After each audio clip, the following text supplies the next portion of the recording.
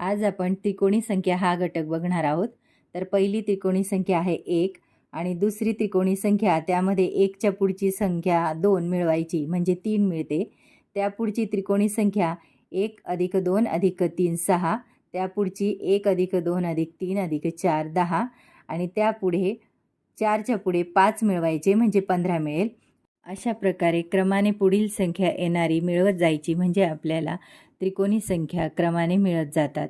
1 3 6 10 15 21 28 36 ह्या क्रमाने मिळणाऱ्या त्रिकोणी संख्या आहेत। सर्वात लहान त्रिकोणी संख्या 1 ते 100 पर्यंत एकूण त्रिकोणी संख्या 13 असतात।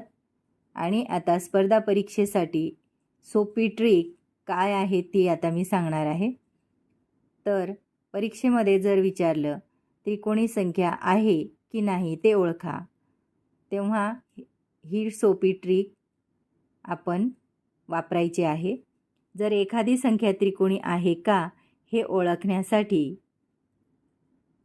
त्या संख्येमध्ये म्हणजे जी दिली आहे संख्या त्या संख्येला 8ने गुणायचे आणि त्यानंतर 8ने गुणून त्यामध्ये 1 मिळवायचा आणि येणारे उत्तर जर पूर्ण वर्ग संख्या असेल तर ती संख्या त्रिकोणी संख्या असते।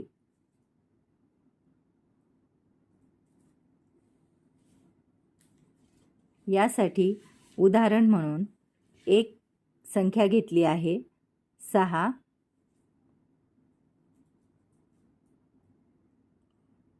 आता उदाहरण बघूया आपण। 6 संख्या जर घेतली तर 6ला 8ने गुणू आणि त्यात 1 मिळवू म्हणजे उत्तर 49 येईल आणि 49 ही पूर्ण वर्ग संख्या आहे, 7चा वर्ग आहे, म्हणून 6 ही संख्या त्रिकोणी संख्या आहे। अशा प्रकारे आपण क्रमाने येणाऱ्या त्रिकोणी संख्या काढू शकतो आणि सोप्या ट्रिकने ओळखूही शकतो।